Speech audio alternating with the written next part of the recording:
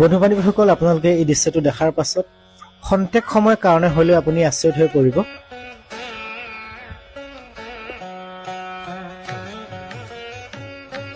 আপোনালোকে দেখিব পাৰিছে দুডাল প্ৰকাণ্ড ফেটি সাপে কেনেদৰে এটা বান্দৰৰ লগত খেলি আছে, আৰু সেই বান্দৰটোৱেও দুডাল বিষাক্ত ফেটি সাপৰ লগত খেলি থকা আপোনালোকে দৃশ্যটো দেখিব পাৰিছে।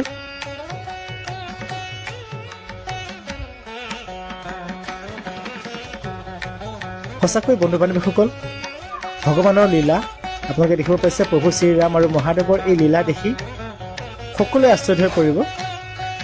আমি যিসকল লোকে ভগৱানক বিশ্বাস নকৰাকৈ আছোঁ বা থাকোঁ, সেইসকল লোকেও আচলতে এই দৃশ্যটো দেখাৰ পাছত প্ৰভু শ্ৰীৰাম আৰু মহাদেৱক বিশ্বাস কৰিবলৈ বাধ্য হ'ব লাগিব।